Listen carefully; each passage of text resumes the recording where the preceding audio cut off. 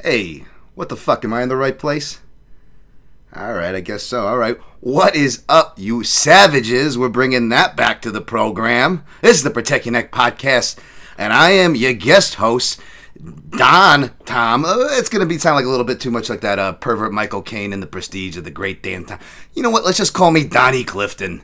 And we're here to break down UFC Louisville, UFC on ESPN 57, UFC Fight Night, Cannonier versus Imavov.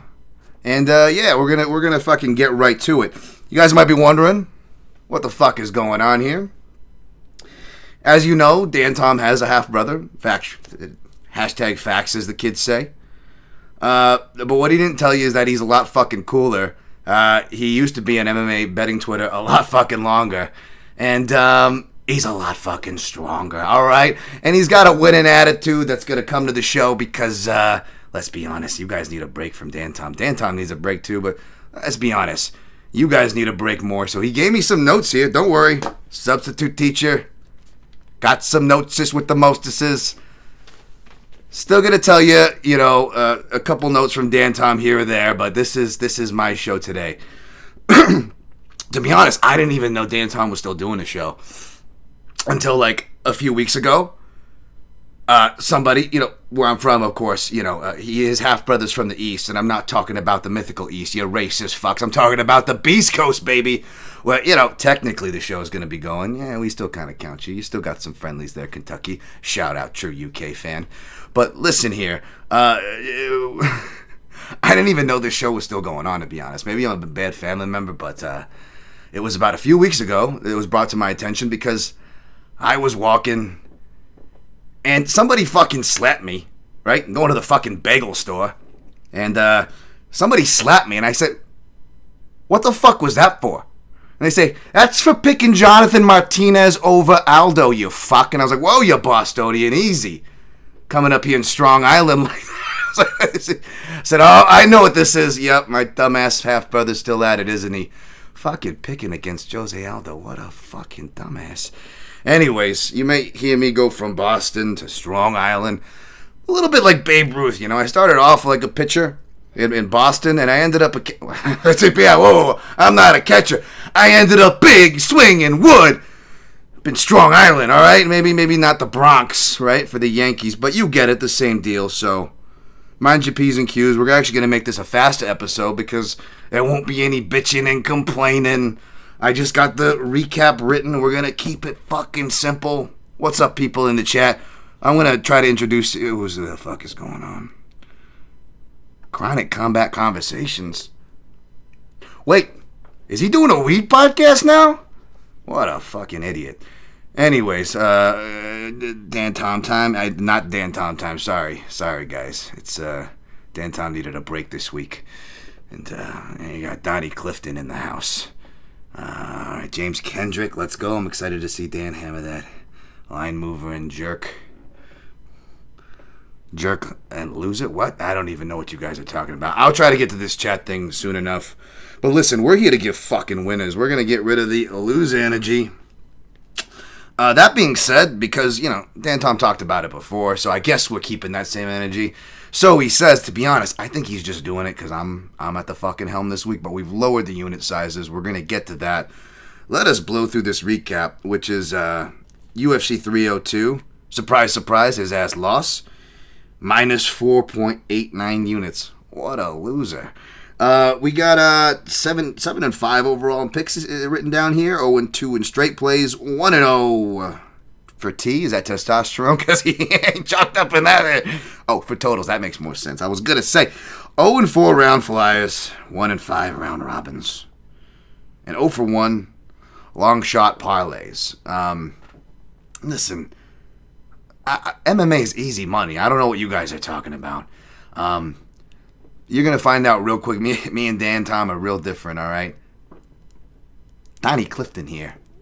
It's all about MMA gambling Twitter energy. And, it's how could you not? It's just easy money. It's not like this is a volatile sport or anything. And then this dumbass gets it wrong. We had Makhachev versus Poirier. I guess he got that pick right. Strickland versus Costa. That was, he looks like he actually hit an over there. Yeah, the split decisions gave, okay, all right, maybe not so bad. Holland inside the day. How the fuck did you lose this night, you dumbass? We're starting off and you're not even sounding that decent. What the fuck is wrong with this guy? Versus me, what the fuck? Did a cat run across the computer? Oh, yeah, I know that guy. Yeah, Polish guy. Number 7. Nico Price, Spring Breakers versus Alex Morono, the Great White. Randy Brown, Dos Santos. I mean, the old man didn't get finished, but I mean, Jesus Christ. This is the kind of shit I'm talking about. I'll fucking get hit for fucking random Brazilians, whether he picks him or picks against him. Like this motherfucker. Hopefully you guys aren't tailing him. Kopylov, Almeida. Oh, he whiffed on that one. Jailman. The Jailman. How did he not get the Jailman inside the distance? This motherfucker actually uses the cash out option. And to his credit, I came up, I dare say I get his complaints. I don't have any of my round 3 decision lines. Round 3 decision? Round groupings? How the fuck do you live out here in Vegas? You got to go to the books where they don't even offer the split decision prop at the FGM. They don't even match the fucking app or the numbers. Come on, what the fuck? This is bullshit. Anyways. Well, let me see. No, 1 second. I don't want to get it wrong. I don't know if I pontificate here. Message from your leader. The reason why I cashed out is because minus 120 for more coverage in the Cesar Almeida money line was cheaper and more coverage than minus 150 for volatile heavyweight. Jailman, we don't know what the fuck he's going to do. Because I wrote that under my Action Network, the honorable schmonorable, I would have felt it dishonest to not play that and figured I would have hit something early because he was being... It was funny. This is the greatest part. We're just going to skip the rest of the recap and we're going to end on this because he wastes too much time on that bullshit. You guys are here for the picks, all right? And I got picks, plays loaded and ready to fucking go. Apologies if I'm moving my arm weird because it was this weird deal. In order to bring me on, we had a little bit of a voodoo thing, so he's going to get my winning ways because he's such a fucking square. He doesn't know that. He doesn't know the MMA gambling Twitter. He doesn't know about the CLB boys. He doesn't know about betting Contender Series chalk that's unproven on the prelims where the real money's at. He doesn't know about putting multiple units on dogs that don't deserve a shot in the world and volatile phenom. He doesn't know about that world like we do, folks. The easy money world, all right? So let's go easy on him. All right? But yeah. So... let's just get right to this. The funniest part was is that in order to justify it on the show, because he sent a clip attached to us, but I'm too lazy to put it up for you guys here, so we're just going to get right through this shit. About him actually being positive on last week's show. Like, let me get this straight. He had no right being positive. He was actually positive on last week's show, like he was going to do good and go against trend. And the best part is, not only did Dan Tom crash and burn for all our entertainment, but if you look at the comments, Peoples was telling him to be positive.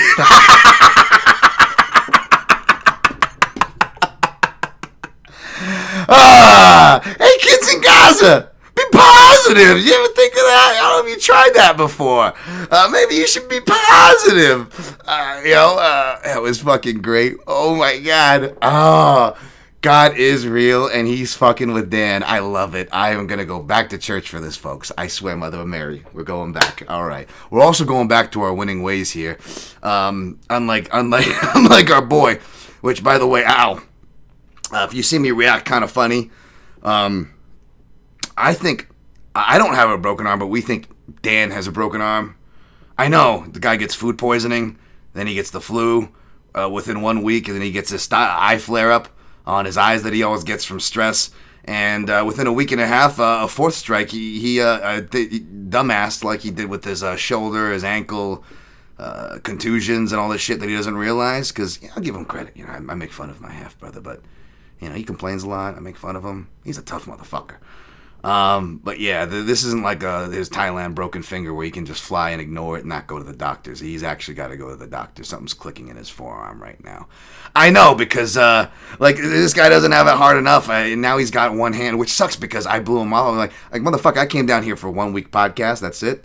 I didn't come here to do your chores and your whole sympathy angle. I ain't got nobody. Now he's got one fucking hand. Anyways, fuck him, because we're only looking out for number one. That's how we do it on MMA Gambling Twitter. That's how we do it in the real world. That's how the people who get ahead in life do it. That's what we fucking do, baby. Number one, fuck the family, the friend. Winning, baby. That's all that matters. So let me timestamp here for the fucking editor. It ain't me, baby. I'm only talent. I'm only paid by the fucking hour. So I'm gonna try to get this done under an hour because I'm getting paid for one show. So faster I get it done, faster I get out of here. Shabby bam. All right. And you guys will be stuck with as my Jewish friends, Southern State call them, the schlep over here, Dan Tom. We got 11 minutes in. All right, let's go right to the breakdowns here. This time at the end, I'll get to you guys. Don't worry. Appreciate you guys in the chat. We got the Rain Lamina in the house. We got Jared Cannonier of drinking subpar beer. I love it. Yeah, no subpar beer here. No probiotic soda and bullshit. What the fuck's going on with that? Can you guys slap them? Is that a super chat thing where you pay like $5 and you can slap them? Anyways, if you pay super chat, it's not going to Dan Tom, by the way. It's going to me today. So you make sure you hit that. Hit the like if you can. Share if you can. Vote with your dollars, folks. As Dan Tom says, and there will be some things that we will reference, for the analysis. But let's be honest, I'm bringing the real analysis. Reach, height, age. The real shit, the winning shit, the smart shit. Let's go. Jimmy Kudo, this guy's an enforcer, I hear. He's a guy I might lean on when I'm back east. Back east, Jimmy. What's going on, Jimmy? Back east. Enforcer number one is here, my man. All right. I like this guy. This guy doesn't seem like a fucking nerd. All right. I don't know what you guys are doing hanging out with. You guys seem too fucking cool to hang out with Dan. But anyways, we're going at 12:18. Who did I lie? Ah, boy. All right, 12:18. UFC Fight Night, ESPN 57. UFC Cannon Pants is my ass off. UFC Fight Night, Cannonier Imavov. Whatever you want to call it. I'm going to break it down. Top to bottom, folks. Top to bottom.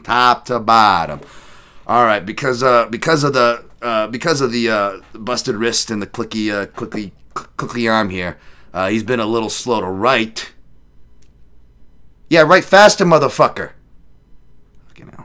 Tape study my ass. I bet you motherfucker is jerking off over there. It's probably, knowing Dan, it's probably some hipster shit. It's not even like a YouPorn or something. It's not even a website. He's probably like popping in old Rebecca De Mornay tapes from Hand That Rocks the Cradle because he's such a fucking 90s nerd. We're connected, Dan. I got a date later. Save the bullets! Sorry for your ears. You guys are probably used to that with Dan as well. Fucking creep over there. Anyways, hopefully he'll hammer something else out besides his tape study. Fuck, that hurts. His tape study. And that'll get up to you. I know he's got notes here for the co-main event. But so you'll know what to fade. But it doesn't matter. We're not focusing on losers. We're focusing on winners. And, well, Cannonier is on a winning streak. And, Imavov is starting to put some momentum together after some growing pains. He had the loss, the no contest. I'm a Chris Curtis fan, but let's be honest. Imavov was doing well. You got to give credit where credit's due, and for things he was doing well. So even though it's a no contest, he was doing well. I do want to give him credit there, but he doesn't get the win. He doesn't get the win bonus. Boy, has he been pissed off. Guy seems like kind of a prick, to be honest. All right, who am I worried about? If this is fucking Dan's show, I take enough shit for his bad picks. Let me see if I can stamp up the fucking cup while I'm hosting the show. Yeah, Imavov seems kind of like a jerk, let's be honest, right? We try to gotta be respectful of the fighters, folks, we don't actually, because it's MMA Gameplay Twitter. We don't respect these motherfuckers. We wouldn't get in there, don't get me wrong, as much as Dan's a bitch, he actually gets in there and fucking does a thing I ain't fucking do. But listen, I can call him a bitch, I can call him scared, because I'm MMA Gambling Twitter, right? I was born in the gambling Twitter. You were just simply raised. Sorry. Yeah, so we gotta get here. Sorry. A little band there, squeaking in and out. Listen, I went through some growing pains, and what I like about Imavov and why I was leaning toward him, you know, and if you look at Dan Tom's video, he was leaning toward Imavov. We'll see if he gets there now in the next room. But this is why I ended up going the other way, because even though there were some improvements, you look at his last corner, it's a camp that's built around him. Looks like a young former fighter, current fighter himself. Looks sharp, right? They're giving him the right messages, especially for a guy like Dolidze, focusing on him to jab, saying the right things in the corner. But Imavov was still flagging hard in that fight, you know? Still making suspect decisions, whether it's getting into it with Chris Curtis in the corner when he doesn't need to, taking the bait. For a high IQ guy generally, kind of, or at least not a high IQ, but you know, he plays the part of a smart kid. He has some real falters in judgment with the kick to the downed opponent, right? These are things you have to take into account. You know what I'm saying? Granted, we saw it with a low-level prelim WMMA fight a couple weeks ago, but we saw it with a low-level prelim WMMA fight a couple weeks ago. You know what I'm saying here, folks? Come on. I mean, if there's a point of comparison there, that's not good. That's not good. So, you know, it doesn't make me like the Imavov side, even though it's playable chalk, pick'em price tag, it's still chalk as well, which is not sexy in MMA. Though I do have some chalk plays and targets lined up for it where we got our shots being taken here. But I like the Cannonier side. Now, Cannonier's not a lot of meat on the bone. So I suggest playing him live. Looking to play him live. And I got some plays that I'm already playing pre-flop here that I'll give you guys in a second. In a second. But listen. You play it pre-flop because Cannonier, when he usually gets finished, it's in the first round. When Imavov gets finishes, they're usually round 1, early round 2. And he already established and was able to hurt the guy in round 1 before he got said finishes in round 2, right? So you look at that, and Cannonier, you know, okay, I'm going to use some of... Try not to fall asleep while I reference Dan Tom's notes here for a second. He noticed this... Read it in first. I noticed this in the Southpaw report that left hands were Jared Cannonier's common culprit, regardless of stance. And particularly this time, not only do straight shots bother him, regardless of stance. He writes EG. What is that fancy word for example? You fancy fuck. Jan Blachowicz jab.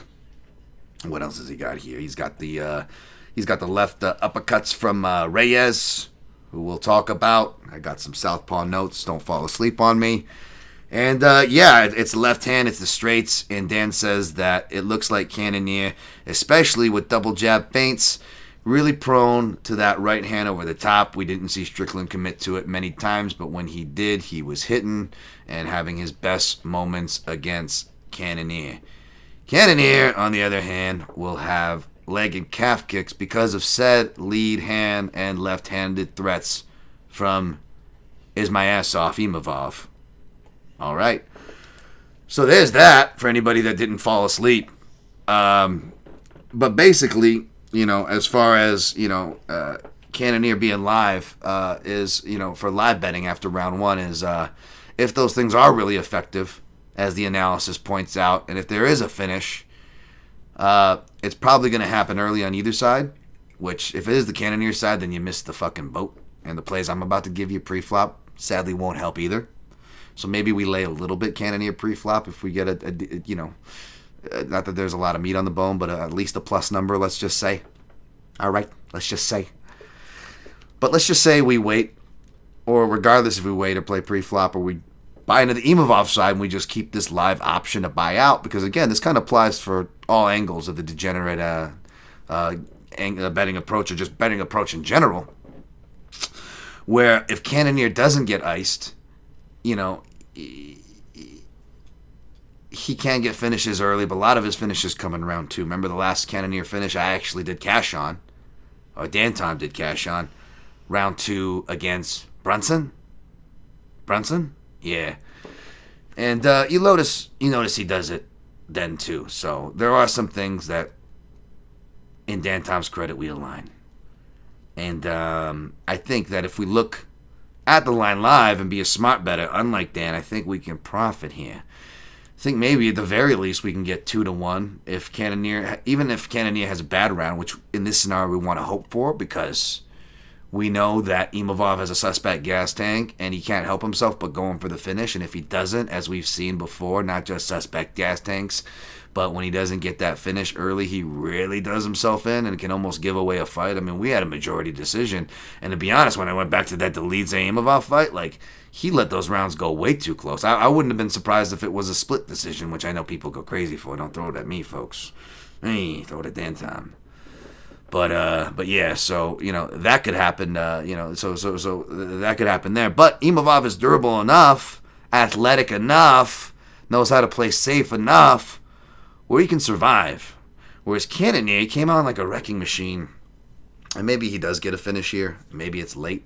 So maybe, when I'm at the counters on my way out of town, and I'm looking at the counter, maybe I'm sprinkling on some late Cannonier round props if the numbers are good.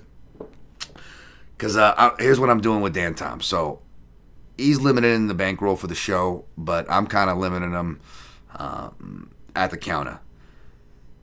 He's basically going to be still playing his, and you'll see this represented more or less, that the round flyers and high value things will still be played the same, just because they just give. You're still giving a little just to gain a lot, right? What was a 30? I mean, I know not everything's Max Holloway round 5, but what was that? $33 that motherfucker was bragging about, like $2,000, right? Shit like that, and he's hit stuff like that before. I obviously do all the time because it's fucking easy. I mean, I'm just trying to give Dan some shine because he could fucking use it. You know how we do in MMA gambling to it. All we do is win, baby. Not that we don't lose. We just don't talk about it. We just move on to the winning. So yeah, we're gonna be back to the winning. But yeah. So we're gonna be limiting Dan Tom though on like them straight play bullshits where it's like, lay a unit, even if it's like, unless it's like a really dog, we're confident on, and there's a good number, then maybe, but this minus 150 or minus 110 to win a unit, or plus 110 to plus 158 for a unit, we don't need to be risking that, especially on these fight nights, especially on shit that we're not super confident on, at least for Dan's bankroll. He's bank building, he's confidence building right now, you know what I'm saying? He's not where I am and where you are, where the fucking winners are, right? So that's what's going on there. But we're going to be looking to fire live on Cannonier on Fight Night. That is our main live target. However, and again, you're going to hear it from me because I'm a fucking winner. But again, I want to give credit where credit's due. Dan Tom's been saying this forever. Now, he just says his last big night, which might be true for big nights goes back to August 2022. Dominic Cruz, Chito Vera, that motherfucker. But shout out to the MMA analysis boys. They were down here for another UFC Southern Fight Night. Similar region. It wasn't Kentucky, but I leave it was Tennessee. What was it? Was it the Holly Holm and fucking Butchakova with the Thiago Silva girl, the Mama Kunitskaya Shkova, yeah, whatever. That card, the Sanhagen Vera card. It was another Marlon Vera card. There we go. He does good on Marlon Vera cards. Don't bet Jersey, Dan. Stay out of Jersey. I learned the hard way. Went for I gotta skip over. I skipped over to New York. So listen, you don't bet Jersey, Dan. But maybe Dan Tom does good on these Southern cards on maybe when Vera comes back around, we'll see. But one note that he gave on that, right? And this is something that, like, people like me already knew, because fucking I'm the shit, But you're hearing other people come under the party late. I don't know. I'm just, we got to throw shade because we're MMA gambling Twitter, right? But you have heard this point being made. But again, in Dan Tom's defense, he has made this for some time because, most of us MMA gambling Twitter, where, everything's easy money, don't get me wrong. All we do is win, don't get me wrong. But when we lose, it's a fucking robbery. Oh, it's a robbery, Meanwhile, people like Dan who actually have legit bad beats that are fucking hilarious, fucking loser. He's the one over there with the legit bad beats, and he actually went to the. Did I get this straight? He went to the fucking judging school. That guy. Jesus fucking Christ! I mean, what a loser. Anyways, but the point is even though he can't get a win for his life, he does have a point that I want to bring up because it's going to be a profit angle that people are picking up on now finally. But again, in Dan Tom's credit, he's been saying it fucking forever, is that when you go to these other markets, yes, there are traveling judges, so you still see the UFC judges overseas. To the podunk markets, no offense, Kentuckians. All right. You see them travel there, right? The Sal Diamatas, who's not as bad as everybody says. Sal's high level. Sal's a guy. And let me tell you about Sal. We go back, all right? Ease off of Sal, okay? He's one of the best judges we got. But let's be honest. Our best judges turn in some questionable scorecards. Our best judges disagree with each other. Hold that thought. That alone justifies little stabs for degenerates on the split decision props. But when they go to the smaller markets, a lot of the markets will either outright have their prelims with just local judges, right? And then they'll mix them in with the higher level judges. Missouri was known to do that, although I believe this last time they actually did mix in the traveling judges throughout, so you can't always count on that. But that's a good thing, and let me tell you why. Because a lot of these local judges, and for as much crap as I talk about, Jersey, which is another reason I want to bet there, because Missouli only looks out for his own. We actually got guys in Jersey, right? They're friends of the podcast, good people, fans like you and me, who want to, make the sport better and be like Serpico and shit and fight from the inside, right? There's actually judges apparently that frequent the show a lot. You guys might not even realize, despite Dan's low numbers. And some of those are from Texas, another state that gets a lot of shit, right? But there are really good people in these commissions. So we want to get that across, okay? I get it. I fucking get it, okay? But that being said, good people are not, a lot of them aren't getting the same reps. A lot of them aren't the young crew coming up trying good. A lot of them are old heads that are just fucking sitting on their fucking jobs and collecting dust. And they still got the Diego Sanchez criteria in their head where cage pushing somehow wins you the fucking round, right? So, the good news about the volatile judging is we can lean into that. Meaning, any fight you think is favored to go the distance, you're almost justified just from what I'm saying for laying the split. But there are specific fights that I think will be potent for that. And we've either got them played, targeted, circled, and sighted up, baby. Because we're going to be fucking winning for a change on this program here. Thanks to yours truly, Donnie Clifton. All right. So, yeah, we got that. We got Cannonier live. I flipped. I like Cannonier. Imavov goes to split. I don't know if Dan Tom's going to be using it for his prop squad. He's probably going to be attacking some kind of split. Because Tony Sartori took a sub-prop that we're going to get to. Shout out to Tony. Tony's a guy. Tony's a made guy as well. All right, come on, relax here. Listen, we got Cannonier Imavov by split plus 350. A Scottie Pippen. What does that get? I can't read it. I'm like Joe Pesci and fucking The Irishman over here with these night glasses. I think that's what, like, I don't know. Something like a 1.5 unit return for the Scottie Pippen, and then just north of a 5 unit return is that was Cummins. Cannon Pants, Cannonier. Split plus 700. 0.17 U on that for just over a unit and a half. So, as long as we get to the end by split, we profit. Assuming we don't take too big of a live shot that fails, and it's Imavov by split. If Cannonier gets a split, we profit, but we may do a little Cannonier pre-flop. We're going to target him live. That's going to be the side we kind of live and die on, and our only bailout will be Imavov by split decision will be the only bailout. It's a narrow site, but that is only half a unit on the books right now, and considering that, I cut Dan's units at the counter by half a unit, and he cut mine for this show for half a unit, apparently. It's only going to be aiming for a 0.5 instead of a 0.1 we would normally do on this program here that you guys are accustomed to, right? So, yeah, only a half unit on the table, only maybe a unit total total on the fight. Again, lowering the bankroll. I think it's gonna keep things a little more fun too. Let's be honest. And we gotta set realistic measures and watch. Now that we lower the units, now Dan Tom's gonna fucking win, and people are gonna, and the same people that were telling him to be positive are gonna be like, "See, motherfucker, told you all to be positive." And it was me, of course. It was me the whole time. Let's be honest. All right, next fight here. Next fight. Oh, by the way, the odds, odds schmots. Plus 102 for Cannonier. And Is My Ass Off, Imavov, minus 122. Co-main event, schmo main event. Dominic Reyes, isn't that the guy that beat John Jones? Plus 190. Dustin Jacoby, minus 230. I like fucking Ray Charles over here. I can't even read the numbers. Somebody give me a Pepsi and a piano.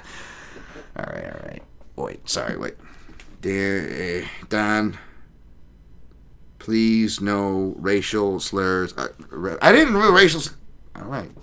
I'm trying to keep it clean for you guys. I'm trying to keep it clean. Anyways, we got Dominic Reyes is going off a 2-1 underdog in some spots. And listen, Dan Tom's a Jacoby fan. Dan Tom's a process fan. We can't go Dan Tom's way though. Though we are going with the southpaw here, we're going with Dominic Reyes as an underdog. I know. Listen. So, don't fall asleep. Grab a pillow. I'm about to use a little bit of Dan's analysis before we get to the real analysis, right? The real analysis. But got a southpaw report here. Dustin Jacoby is 2-4 against UFC level southpaws. He's got a 500 record, folks. Need I say more? I don't want to, but I gotta at least read some of his fucking notes here. Bear with me for a second. And left hands from either stance, whether it's a Menafield hook from orthodox or Chris Kamosi, Khalil Roundtree, Azamat Mirzakhanov, left hands. Those are the common culprits. Okay. All right. Yeah, well. You could connect the dots and stuff like Dan does, but the point is, Jacoby fights close, and he's got big favorite price tags, and this is MMA. MMA is volatile judging alone. Plus the judging facts that we just gave. It's very scary, folks. And I know what you're saying. Dan. You gonna back the chinnier guy? Let me say the chinny guy. Folks. They're both chinny. I mean, look at Jacoby's. Some of his rounds against Roundtree, which I know is arguable, but look at against Mirzakhanov, where he's winning till he's losing, and then against Menafield, right? I mean, if De Niro from Copland was in his corner, Jacoby would come back and he'd be like, "You had him on the ropes and you blew it! How many times has De Niro said that hypothetically in Jacoby's corner? I know Dan Tom loves him, Jacoby. He loves Mark Montoya and Factory X. He can't stop sucking that D. But let's be honest here, folks. The guy fights close. The guy fought the fucking Alexander guy, and he didn't even finish him. Like, the only time Alexander has ever gone a decision was a weird fight against the Bukaki guy that got his knee snapped back, right? And Jacoby. That's it. How do you go to decision with him? That guy turns around and gives it. He'll start unbuckling his own belt and ask you what kind of lube you like at a certain point if he doesn't get the job done. It's kill or be killed. Not to get sexual there, I know, but gotta drive the point home. Point is that crazier things that happen than light heavyweights finishing each other, no matter what their history is. I get that, even though, let's be honest, we don't talk about losing something. We just talk about winning. You know what I'm saying? And it's a robbery if we lost, and otherwise it's just an easy win. That's all it is. It's robberies and easy wins, baby. That's it. But yes, it could happen. Jacoby could finish him, but I think he's one of the quiet, less threats. And what I'm building toward is, regardless whether you want to jump off the cliff and you don't of a dog shot, regardless if maybe you don't want to bet the dog, but you don't even agree with me As far as it being dog or pass, fine. Giving you another option. Target the overs in this fight. Both guys, again, their durability have cost them, right? I mean, they probably have De Niro Copland. You blew it every time they finish, because it's just every time they blow it, they're thinking about the time they blew it, right? You know what I'm saying? You know what I'm saying? That plays in your head. You know what I'm saying? Got a layoff. You know, taking it slow. You know what I'm saying? I think we could get a close 3-round decision. Reyes doesn't go to decision a lot, but when he does, it's close too, like a Jacoby fight. And, well, their split decision is going off a double of the previous one. It's going off at plus 650. And I threw a Scottie Pippen. I could probably get it better at my old houses. But, again, to Dan's credit, motherfucker, I could see why he complains. They ain't get shit out. They want you in the fucking casinos out here. They want you in the casinos. They don't put the exit signs, and they probably put something in the air. Oh, you're lucky that was allowed I was not allowed to go into conspiracy theories. I promised it. Oh, you guys are lucky. Careful of the air in the casinos. That's all I'll say. Listen. Probably get it a better number where you're at. But I like the split decision prop. Reyes-Jacoby, split. That's what we're playing. Also played Reyes by split, 17 units. Both these pay close to 2.5 unit returns, by the way, and this is only a half a unit exposure between both of them. But Reyes split is plus 1,400. Okay?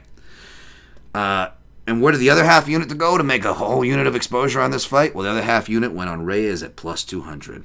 That's right. He is one of two dogs. We got one of two favorites. We got to make it easy for Dan Tom, and I'm going to make it easy for you guys because it's easy fucking money here, okay? So we got one targeted live, main event, maybe pre-flop, and we got Reyes pre-flop, plus the split decision prop, and Reyes by split, okay? All right, moving on. Rosas Jr. minus 230. Ricky Turcios plus 190. Who needs to do tape study on this one, folks? I'm not like that, okay?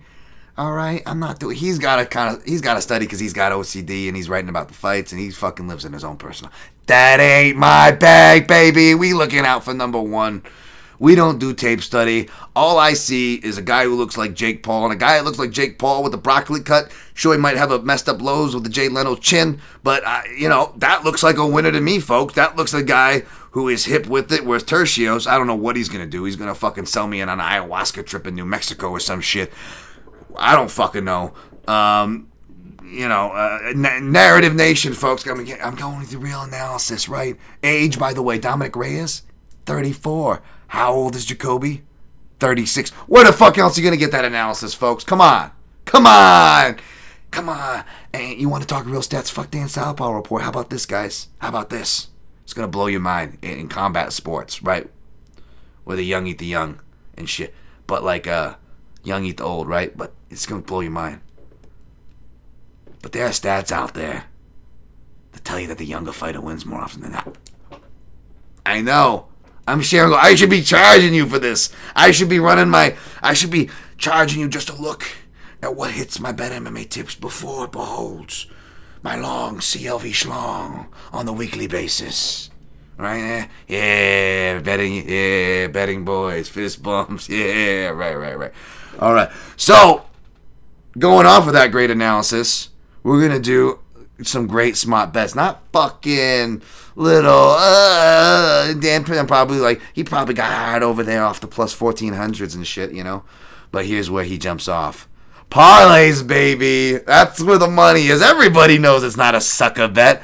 Everybody knows parlays are real. Dan Tom only does the long shot for the small. A loss is a loss, motherfucker. At least have some fucking balls, Dan, and lay a real parlay for some real money. So since we're smart, not only are we parlaying, we're 4-leg parlaying, baby. First leg, which will be the last leg, where we cash this shit. Raul Rosas Jr., baby. He's going to get it by submission. First round. Dan Tom here is leaning more toward a later flip. That's because he has respect for the fighters and he doesn't trust himself because he can't pick the round one finishes because he doesn't know easy if it bit him in the ass. So we got Rosas Jr. Bruno Ferreira, minus 265. Dustin Stoltzfus. Is that guy a Nazi? What's going on here? He really loves Germany, doesn't he? All right, I gotta watch him. Listen, I don't like Stoltzfus' chances here. You got the judo from Ferreira and the explosiveness, the big cage to move around. The question is, does he get it in round 1? Does he get it in round 2, Ferreira? But the numbers in round 2 and round 1 aren't sexy, even for me, definitely ain't sexy for fucking Dantom Tipster, as unless it's my fucking 3rd round go-go jerkada, he doesn't fucking want nothing to do with it, I fucking get some water. But yeah, so why don't we take the guesswork and play it smart? Parlay, betting bros, parlay, easy money. Yep, that leg number 2, Bruno Ferreira. Moving on, Carmel Thunder. That is who Dantom probably is calling to come dance at his birthday party. All right, come on, we can't have a betting show without punching down on a minority group that already has troubles. Women make gambling doing it. We don't give a fuck as long as we're doing okay. Everybody else is just bitching. We got bootstrapped for a reason. Pull yourselves up. We don't need complaining. Hit the like, hit the smash. It ain't going to Dan, it's going to my ass. Donnie Clifton, baby. Shout out to those of you who like the Jim Carrey catalog. All right, we got Carmel Thunder against Punahele Soriano. All right, so this one's a little biased, okay? I don't have the bias. It's Dantom with the bias to the South Box Dream Couture Hawaiian guy. But we all look close enough alike where, I'm probably getting something thrown at me. And I'm like, I think I probably got something thrown at me one time. I was like, what the fuck is that for? And they're like, that's for losing the cop in love. That's for not seeing the body kick from Brendan Allen. Like, all right, you fucking assholes. Jesus Christ. Apparently, Punahele's like the nicest guy, too, and everybody just goes off on him. But it doesn't matter because women make ambulance with her. We don't give a fuck that they're nice guys and they're fighting, sacrificing brain cells for our entertainment and they might not be well.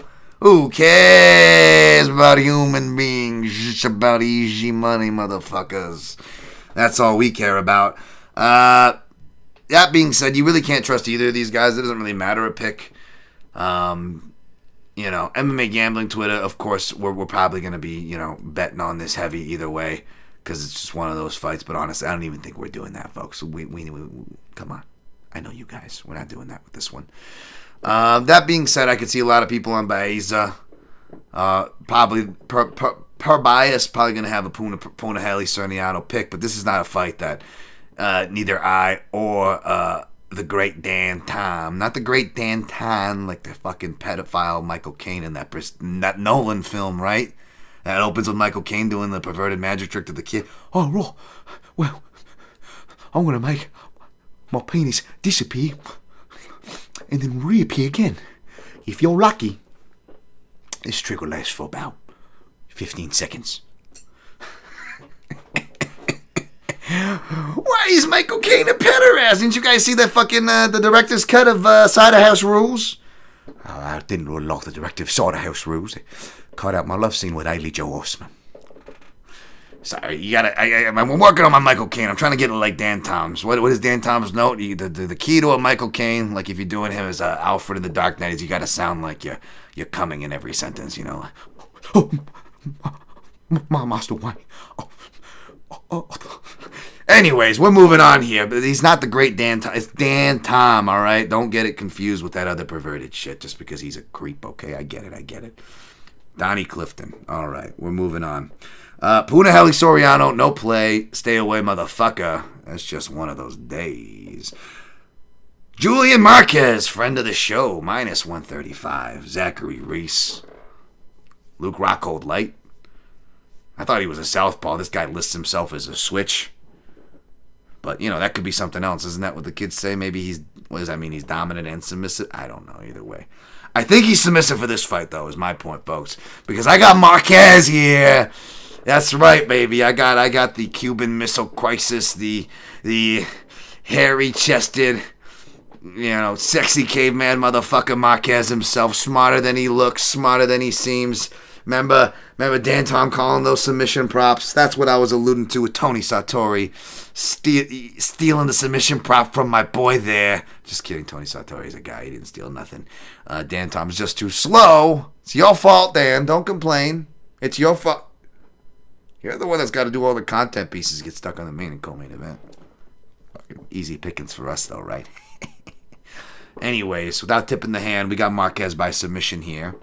But we also played Marquez straight up because that line is great now. This would have been a 1.35 for a 1-unit return. But again, we're cutting down things in half. However, this is about as big as the players are going to get. They're not going to get over a unit. But for this one, we laid 3/4 units to make a little over a half unit back. So not a pick-em 50-50 even return. But, enough to to tickle my chode hairs, not for the full harangue, right? We're not getting any. I'm not gonna gross you guys out, okay? We're not having a normal Donnie Clifton Saturday night, let's just say, but we're getting there. We're getting the tickle. All right. So we're gonna get Marquez 3/4 of a unit.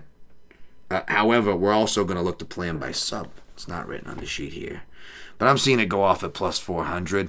And, we'll probably take that for a half a unit or so. We'll see. I'll have the official unit layout. But it actually might match kind of close in the size, to where if he doesn't win by submission, it might be, so maybe we put just something small. Yeah, we just put something small on there, if at all. Because you know why? We're actually probably going to have the submission in the round robin. That's right, the round robin. Now, we'll see. Because, again, if it was just my houses, it'd be all splits and round three decisions and in the round robins and all that. Dan Tom can't get any of that shit. And the shit that he can get, he can't round robin most of it, especially at the counter. So these split decision props, out the window, a lot of these things. So a lot of them get substituted for round props. But I'll give you where we're leaning for the winning round robin that we're giving out, not the Dan Tom one. The Donnie Clifton gets all the credit this week and all the monies for the likes and all that stuff. Come on. You guys know what's up here. All right. I think that finishes out the main card. And we're on to the prelims, and I'll get to you guys in the chat here at the end. I promise. I'm just trying to get this fucking episode time down for this motherfucker. Yeah, I believe so before that. Because I think we're going to our next chalk that we have targeted. But I think, because we actually can read markets and we actually see LV, motherfuckers. Dan Tom doesn't get the CLV, does he? He'll never get us CLV crew, right? We're like the Mad Max tweet Dan Tom sent out, where it was just like everybody like, that is MMA gambling Twitter, like, showing how long our dicks are just over this stupid shit. But it's what we do. It's who we are. That's right. Now we're on to the prelims. Benjamin's over here. We're going to make the Benjamins. You don't got to scratch, buddy. All right. Ludwig Klein! We got more Nazis here. Apparently he's not even German, but whatever. Minus 125. Trying to get mud on the carpet while I'm here, folks. Thiago Moises. Speaking of Andy Kaufman. Moises Kaufman. Plus 105 there. This one kind of surprises me, but it pretty much opened in this territory. Pretty much a pick 'em odds. So we're not really getting CLV, but I do think we can get a better number than the minus 127, at least at the houses available here. Of course, I would have already got it at even money or whatever, the best numbers out, because I'm a CLV early hunter, but I didn't have the access to the lines, so I got drug out to this shithole in the desert for this shithole show. But don't fall asleep, folks. Don't fall asleep. I'm about to say some southpaw analysis here. I don't know what his number is. What is it here?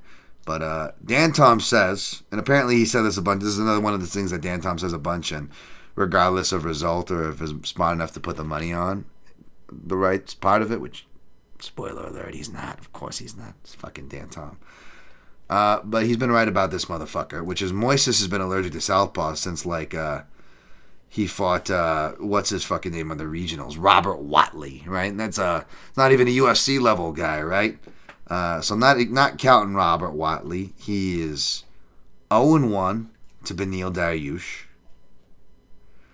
1-1 when you count the Michael Johnson fight, but he won that off a Hail Mary leg lock. Real high percentage in replica. Was getting fucking pieced up for the entire first round. Asterix. Bobby Green, not an official southpaw, but lit him the fuck out and should have won that fight as well. So deceptive on multiple levels. Islam Makhachev, of course, he lost that. So now he's officially 1-2, but he should be 0-3 / technically 0.4, 0.5 and 3. Or, you know what I'm saying? You know what I mean. Whatever you want to count Bobby Green's as. Next southpaw he faces is Benoit Saint-Denis. Lost to him. I don't even know who Mitch Ramirez is or if he's southpaw, but, you know, that fight took place in the UFC level. Is this guy UFC level? I don't fucking know. Looks like a last-minute replacement there. But the point is, what was that? The guy's officially 1-3, should be 0-4 against UFC level lefties. He's facing Ludovic Klein. And here's where the real analysis comes in, guys, okay? Here's where the real analysis comes in. We got Thiago Moises, 29. And what does the real analysis say? 29. Okay, wow.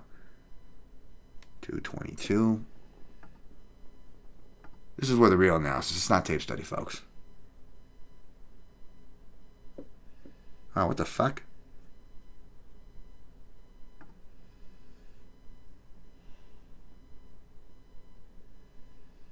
Moises is younger by like a month. Okay. This could change things, folks. We'll see.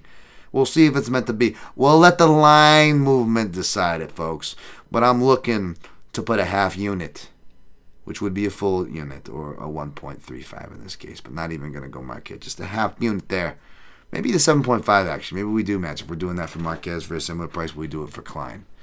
But yeah, I just figure people are going to want Moises because there's a lot of hype on him. And Dan Tom never bought it. I never bought it. So we're aligned there. For whatever the fuck that's worth. I'm sure Ghost Phantom, that A+ analyst in the chat, probably has something to say about this southpaw shit. So go check his stuff out. Support it. That guy's a sharp fucking guy right there. He's a sharp guy, right? I tell you.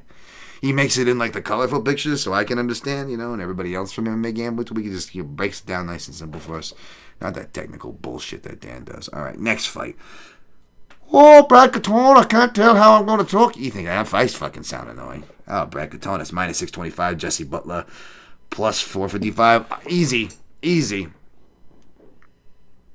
Bad price. Fighter Dan doesn't like. He got burned last time by him. Of course, Dan Tom's not going to bet him, which means not only are we going to bet Brad Katona, but that's right, baby. We're adding him to the parlay. We're going to get that number up any way we can. He's leg number 3, baby. Brad Katona, that's all you need to know. John Castaneda, I don't know how he's doing it.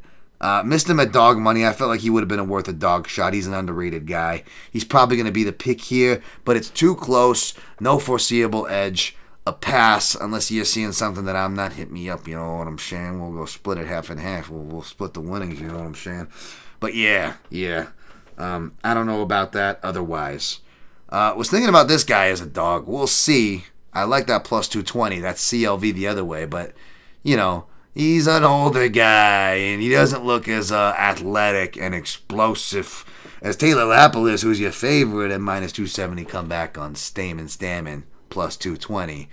Of course, Dan Tom's going to be partial to Cody because he's a technical guy, and he counterfights, and he's been on the wrong end of some decisions, and he trains at Extreme Couture. He's going to have Eric Nixick in his corner, right? Of course, Dan Tom's going to be there on that side. But here's where we meet in the middle, where the money is, okay?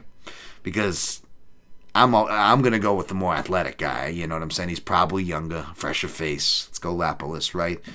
But here's where, if you're torn, this is what you do. This fight has got split decision written all over it. It's so bad it's only got a plus 250 number. I'm going to hold out and see if we can get a better one. In fact, I'm going to check right now on these bullshit apps. On my app, of course, I'd be getting the best number with the CLV and all that shit because I'm the shit. But we're playing with Dan's shit here. This is not the shit. So let's just see for a second here. What are they going off at? What are you going off at? Is it a small bag with a small price? Is it still small? Or are we Strong Island rocking, baby? Nope, they ain't got nothing listed yet. But we're going to be targeting Stamann-Lapilus split. I've got it written down here. All right? That's what we're going to be targeting for that fight. Carlo Pratis, minus 35. Charles Radke, plus 195. I'm surprised we don't go for this dog. This seems like a dog we can get behind on MMA Gambling Twitter. Our kind of guy, right? Chuck Buffalo. But the pick's probably going to be Carlos Pratis. No analysis here. Let's go forward. Probably not a fight anybody should be heavily exposed to, if we're being honest, okay? That being said, someone will cash and will be a fucking genius, because they are, because it's easy money. Minus 148, Andrea, speaking of Nazis, Jesus Christ, what's going on here? Andrea Lee, the KGB in the house, minus 148. Montana De La Rosa, plus 120. Didn't we get this rematch already? What is going on? What the fuck? I figure I'd take a little break from MMA. I come back a few years later, and they're still doing the same matches. What's going on with these matchmakers? What the fuck? Who asked for this shit? I'll take Hannah Montana, because, I don't know, man. Them racist girls can give a good hate F, you know what I'm saying? Oh, we're gonna stick with Montana. We'll stick with Montana. Next fight, Denise Gomes, plus 138.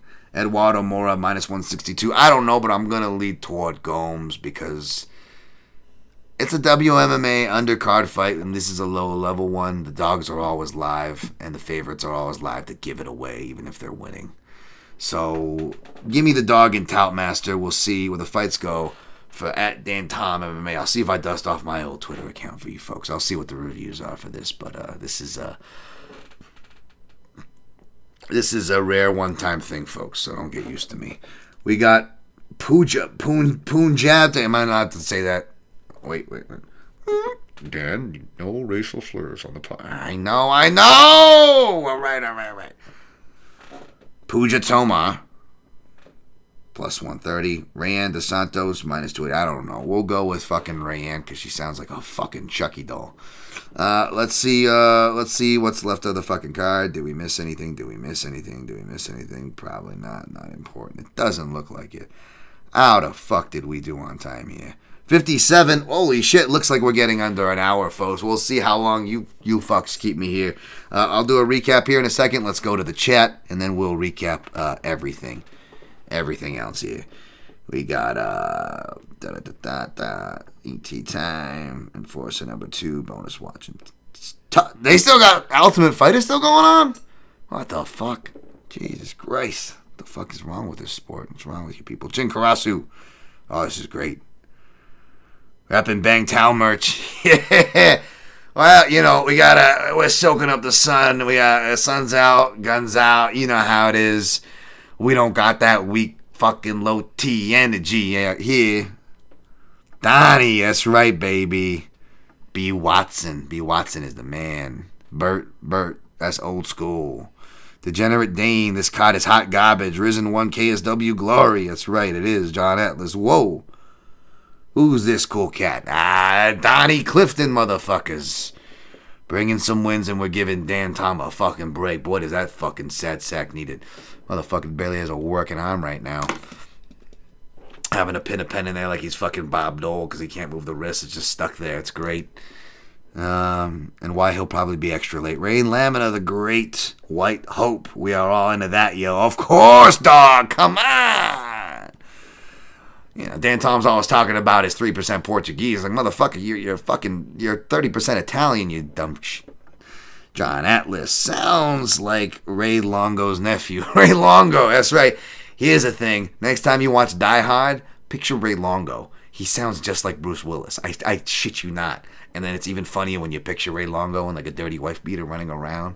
Oh, it's fucking great. Fucking Longo. All right. Body is quite snacky. I love it. All right. Edward Vartanian would have been easy money, Edward Vartanian, easy money. Edward Vaspanian, I would have fucking spammed the bets on him so much. Real analysis, Blackspo. You know what it is, dog. It's the real analysis. Athletic potential. We know. Fenyo, what's up? Finally some real betting advice from a pro. That's right, real betting advice. We brought the real stats, folks. The reach, the height, the age, the pigmentation. Yeah, baby. MMA gambling Twitter is how we get it done. Cool. Wesley Colvin, Kentucky in the house in here. All right, see, we told you, this is the reason. Guys like Wesley Colvin is why I said earlier, we shoehorn Kentucky Louisville, we shoehorn you guys into the Beast Coast. We welcome you like this. Come on. Come give Uncle a kiss. But not really, because we ain't about that. We're too macho. Come on. Shout out to the MMA Analysis Podcast. Some real fucking OGs. The fuck did I stumble late on into here? Man, hopefully we see Imavov with the twist kick. All right, boys. Dan Tom digging the method acting. Wesley Colvin. This is Kerry Flynn Kaufman level method act. It's a smart man here. Somebody gets Donnie Clifton. This motherfucker, great betting strat. Bet the house on every underdog. That's Black Explosive. And all the women's fights are going. It's not easy. Why are we making it difficult with this analysis? Well, look at this. Under an hour. We're fucking about to get out of here. What the fuck is this shit? This guy is the guy who beat John Jones. You bet, motherfucker. Because he did. That's right. This Jimmy Kudo guy. I see why he's the enforcer, Dan. I see why he's the enforcer. He's smart. Very smart. This doesn't choose the robbery and easy wins. We aren't the ones fighting in there, but easy win with my bet hits because I love the smell of my own fire. Right, the fungool. All right, Jack Nicholson impression, background noise. What's this guy doing? Dan Tom time. Smash that like button. That's right, motherfuckers. All right. Looking up director's cut aside of house rules. Yeah, I bet you are. All right, I forgot Andrea Lee was fighting this week. Fight Site's in the house. What's up? Support the Fight Site. What's up with those guys? I feel like I'm not quite drunk enough for this. All right, sorry, guys. All right. Pooja Tomar was the fighter that threw herself and gave up her back against Stamp Fairtex. Sucks at MMA. All right, that sounds like par for the course. All right, hopefully this wasn't too painful. Hopefully it was less painful than Dan Tom, and we're going to get some wins. Recap. All right, we're taking Cannon Pants over Is My Ass Off. We're taking Reyes over Jacoby. Taking Rosas Jr. over Turcios. Taking Bruno Ferreira over Stoltzfus. Taking Marquez over Reese. Taking Puna over Carmel Thunder. And taking Klein over Moises. Probably take Prates over Radke. Check me on Fight Day. Taking Katona over Butler. Taking taking Montana over Andrea Lee. If I take Castanada over Marcos, but that's close, staying away. Taking Moura or taking Denise Gomez and Toutmaster over Moura at the very least. We'll see where we end up on Fight Day. Probably a biased Stamann pick. And the split that we're going to target. And I forgot to say our fourth leg was the over in this fight, which is chalk, but it equals plus 205. So, and then we're taking Rayanne over Tomar. And recapping plays, starting with that missing leg, the fourth leg, the last final leg, which will be the first leg on Fight Night, Stamann-Lapilus over. We got second leg for that parlay is going to be Katona. Then it's going to be Bruno Ferreira. Then it's going to be Rosas Jr. for plus 205. That's for half a unit, which is the new 1 unit.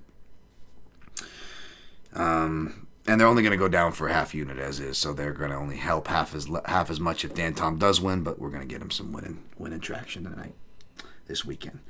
Straight, we've got Marquez, minus 135.75 units. We may do Cannonier pre-flop, but definitely looking to live bet Cannon Pants. Reyes plus 200 pre-flop, a half a unit. Klein pre-flop, we're going to look to see if we can get a better number, but I'll play anything under minus 135 for at least a half a unit on Klein. 0.75 unit max. Check it on Fight Day at Dan Tom MMA. What my plays he posts. My plays. We got Cannonier, Imavov, split decision, plus 350.33U. Cannonier, split, plus 700.17U. Half unit total exposure. Reyes-Jacoby, split, plus 650.33U. Reyes, split, plus 1400.17U. We're going to target Ludovic. No, we're going to target Stamann and Lapilus split. We're going to be targeting that. Also probably sprinkle small on Marquez sub, which will be part of the round robin. Maybe we don't play Stamann. It's over 2-1. That justifies the spot. Even maybe on a 5-legger at plus 220. Perhaps. We got Stamann money line there. Maybe we put a little, since we're not on Puna, but we're going to do a bias pick, and his only win condition, not only, but main win condition maybe is KO, because Baeza, even when he is winning, can just lose it. Maybe you put a little KO on there for Puna.